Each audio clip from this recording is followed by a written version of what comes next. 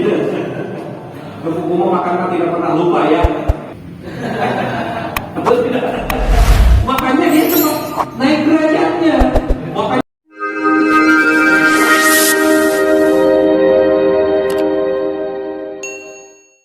derajat kita yang bisa meningkatkan derajat kita adalah dengan mencari ilmu.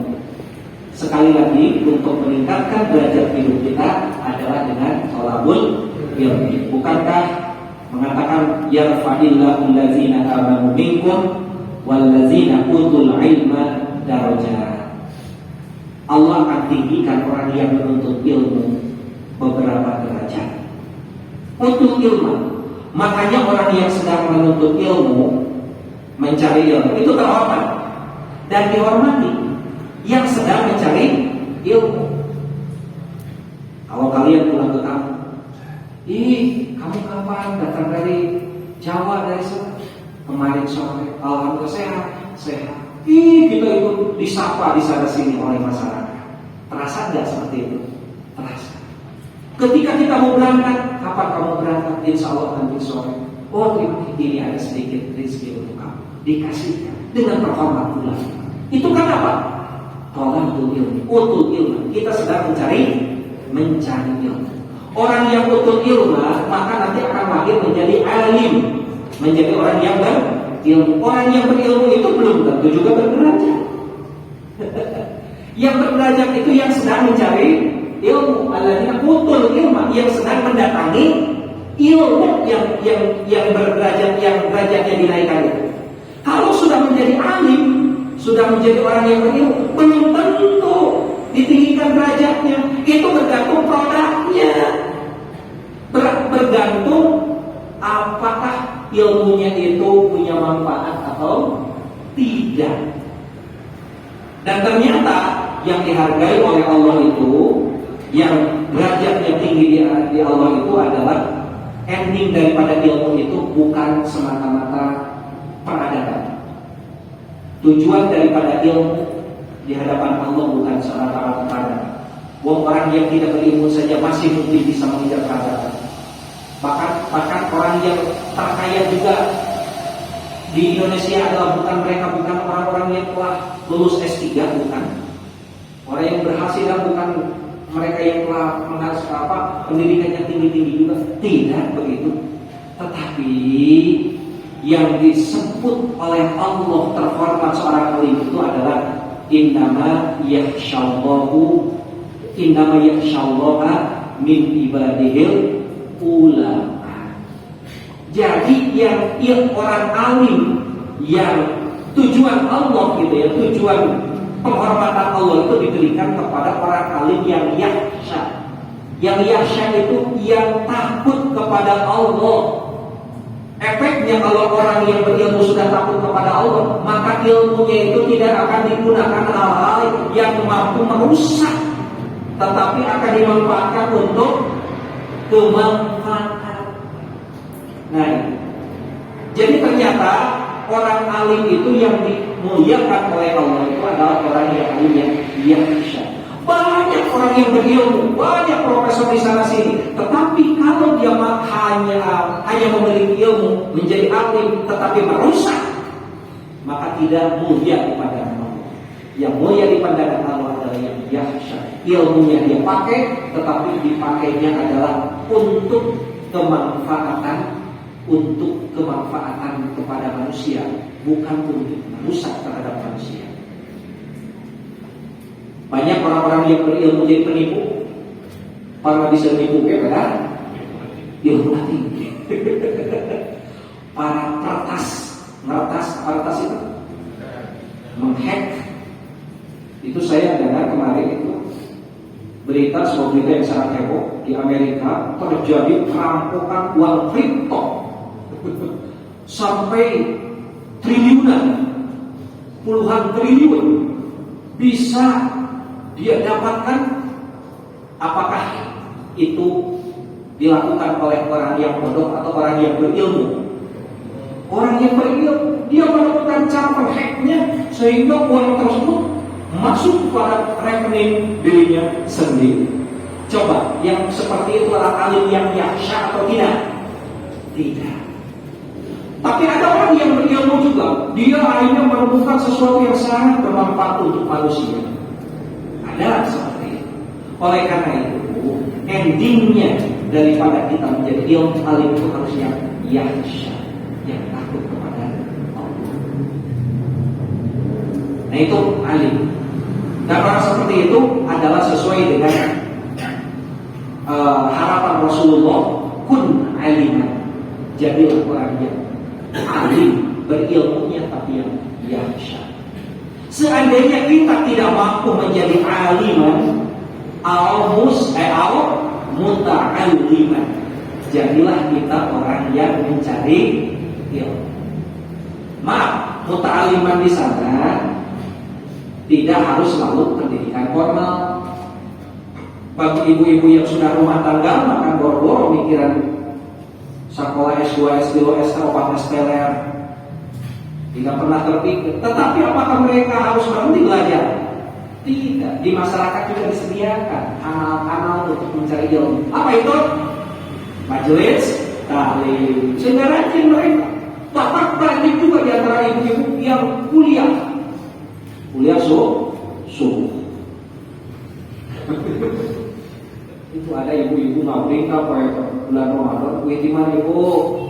Alhamdulillah Pak Kiai, wih kuliah, kuliah tapi kuliah lagi sekedap cenah mung 30 hari tapi mau kuliah lagi langsung jadi sarjana. Itu adalah kuliah di bulan Ramadan. Jangan dibilang bahwa ibu-ibu itu tidak pernah kuliah. Rata-rata ibu-ibu itu rata-rata yang paling rajin apa? Kuliah. Jangan hinakan mereka. Itu dalam rangka pelabur ilmu. Bapak-bapak sendiri ketika sudah masuk pada dunia profesi, semacam saya masih dunia profesi dan guru-guru yang di sini, kan susah juga mau melanjutkan pendidikan formal atau sudah mentok. Apakah sudah selesai? Tidak juga. Datanglah kita ke majelis-majelis ilmu juga. Itu dalam rangka mencari ilmu. Sehingga pada akhirnya kita adalah menjadi orang yang alim. Kalau kita tidak bisa menjadi alim, muta'alim. Kalau tidak menjadi muta'alim, jadi muta'alim, terutama bagi kalian ya, ini penting sekali. Tidak mudah menjadi muta'alim itu. Orang yang mencari ilmu itu. Ada beberapa hal yang harus kita luruskan. Yang pertama, dalam rangka untuk mewujudkan menjadi muta'alim yang hebat, yang pertama adalah an-niyah. Luruskan niat. Saya tanya kepada kalian, jawab sejujur-jujurnya.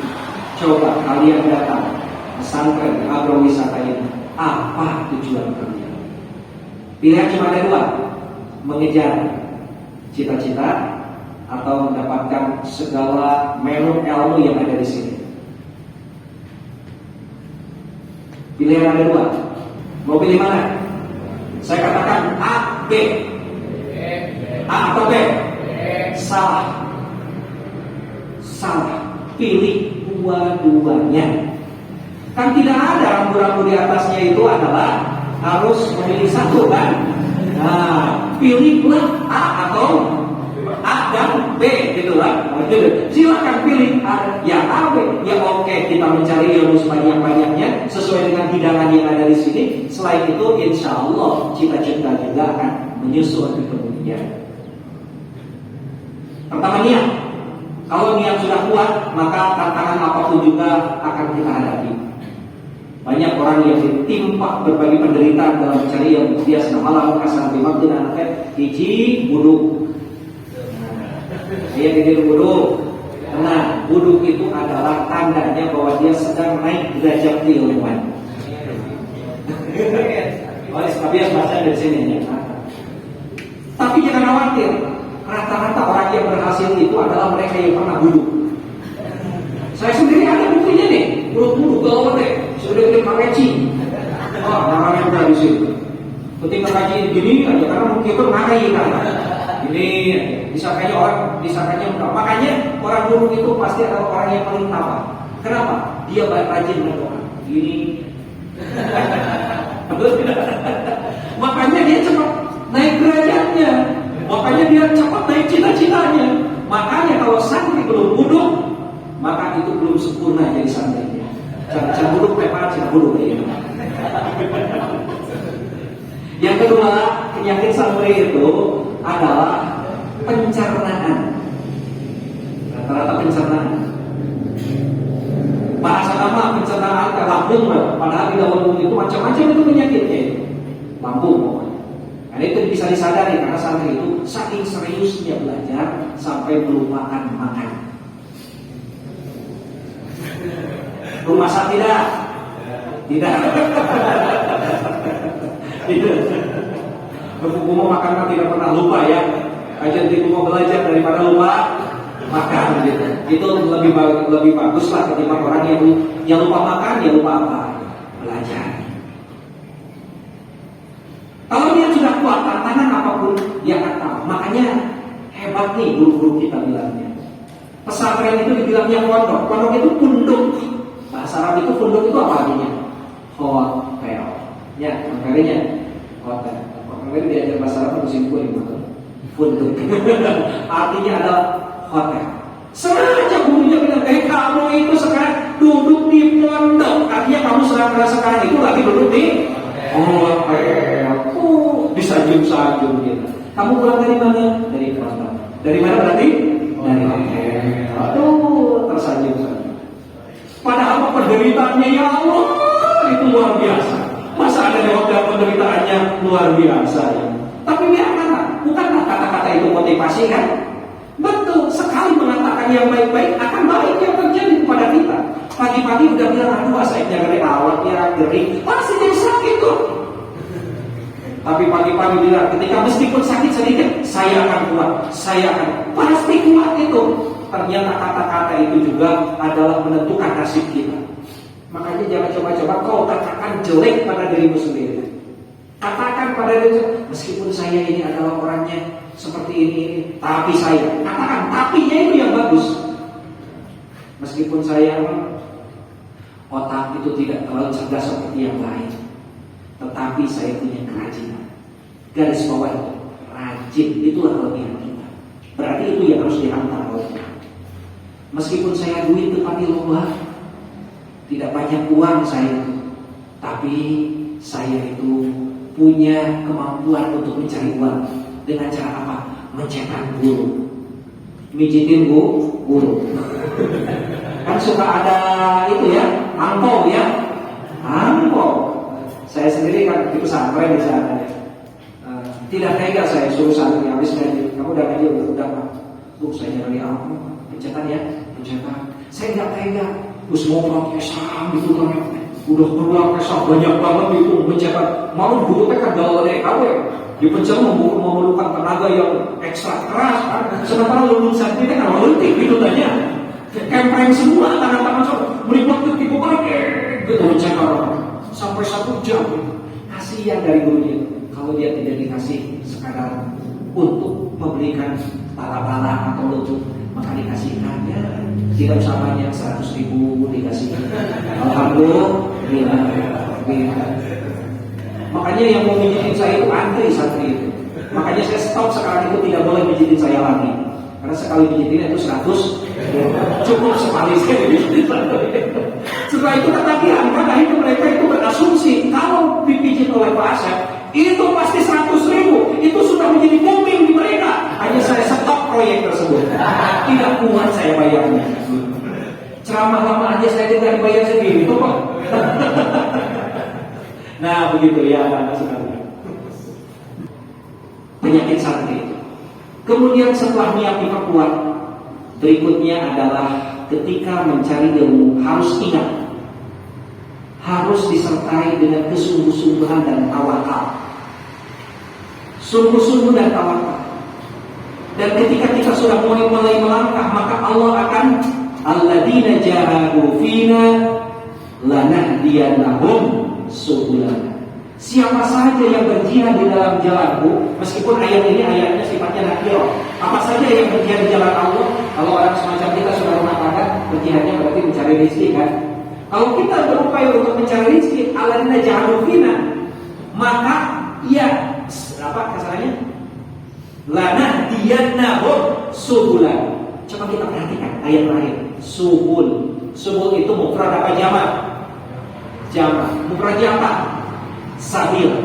Berarti Allah menunjukkan kepada banyak jalan.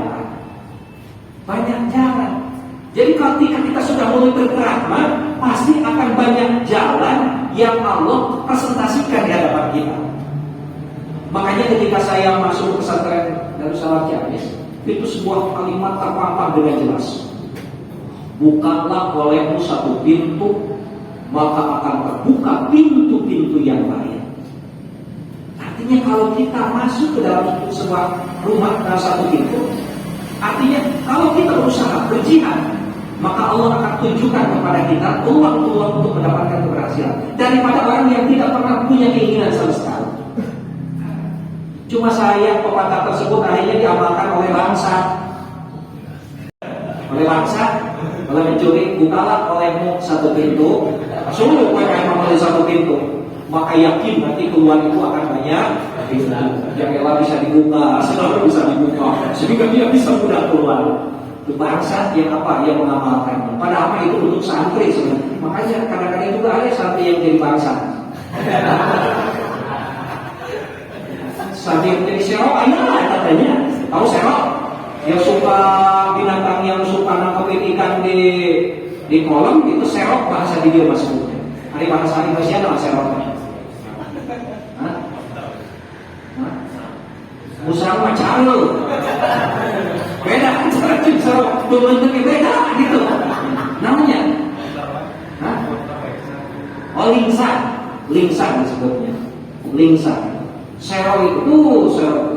Dan makhluk yang paling jujur di dunia ini bukan manusia, tetapi serok.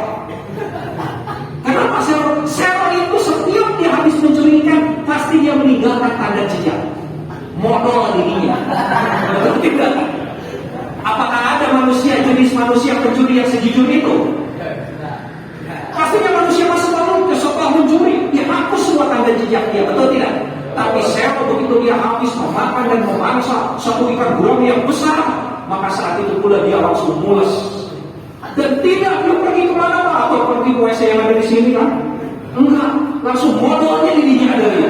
Sehingga orang yang punya bawang itu tidak pernah memfitnah kepada siapapun. Pasti serok. Beda jelema mengabang sabda setan begitu setan. Dan jelema itu jujur, betul tidak? Nah itulah hebat serok. Hidup serok hidup. Ada di sini yang jadi serok. Kalau balong lagi di banyak. Nama pasantren tadi panglima serok itu kan? Pasantren jadi panglima serok tadi. Tapi jadi aja mana itu? Sebab biasa nama santri kalau bawa lamar gitu juga ada punya kenekanan untuk jadi ajudan nekat dengan jadi ajudan. Lu penting sebentar ajudan urusan bisa belakangan kan gitu. Akhirnya sukses juga dia karena yang punya ilmunya bukan dia menggerakkan orang-orang yang lain gitu. Aku bawa cara nanti. Kesungguh-sungguhan itu penting. Kejujuran itu penting. Yang terakhir mencari ilmu itu adalah ketawakalan. Tawakal. Kenapa? Di dalam surat Sanukri'uka fala tansa illa masyaallah. Aku akan membacakannya kepada kamu fala tansa, maka aku tidak akan lupa illa masyaallah, kecuali Allah berkehendak untuk kamu lupa. Artinya silakan kita ulang, coba mungkin ini habis di sini kebanyakan. Kalau kita belum apa-apa udah 30 juz yang saya hafalkan, itu bakal bisa tidak? Susah. Tapi kalau bilangnya 30 juz, Bismillah ya Allah, aku akan mulai dari satu ayat saja. Ternyata banyak orang yang sekian tahun selesai juga. Rakit-rakit dulu, berenang-renang ke tepian, bersakit-sakit dahulu, bersenang-senang kemudian. Satu kali melangkah, 2-3 pulau terlampaui, Allah bukakan Allahumma lam ya'lam. Allah bukakan yang tadinya tidak cerdas menjadi cerdas, yang tadinya tidak pintar menjadi pintar. Kenapa? Karena Allah punya hak prerogatif untuk mencerdaskan dan memintarkan seseorang. Dan kepintaran itu tidak permanen. Kadang-kadang ke SD nama pintar luar biasa. Lebih kali juara hiji di mana juara lebih di hiji. Oh, pintar.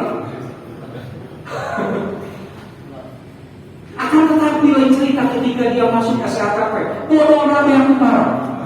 Kalau di kelas tersebut ada siswanya 30, maka dia rankingnya ke 31. Saking parahnya dia. SMA pintar lagi. Itu adalah sering terjadi seperti itu. Makanya kalau kalian sekarang merasa sebagiannya ada tidak merasa pintar, dan pintar itu bukan oleh ranking, saya setuju tidak ada ranking harusnya. Kenapa? Ranking itu adalah mendikotomiskan orang. Mendikotomiskan orang itu yang namanya ranking kelas itu sebenarnya. Nah, tapi bagi satu orang, yang bahagianya cuma satu orang, yang sengsaranya 30 orang. Betul nggak gara-gara ranking? Karena yang 30 orang itu semuanya berpengharapan untuk menjadi ranking 1. Tetapi takdir mengatakan yang juara 1 itu pasti berapa orang? 1 orang. Berarti yang senangnya cuma 1 orang, yang sedihnya adalah 29 orang sisanya itu. Apakah menari-nari di atas penderitaan orang itu bukan dosa? Makanya yang jadi juara satu pun jangan teriak-teriak, saya juara 1. Ingat, di samping kalian itu menangis semua. Nggak ada artinya berbahagia di tengah orang menangis ya. Assalamualaikum warahmatullahi wabarakatuh.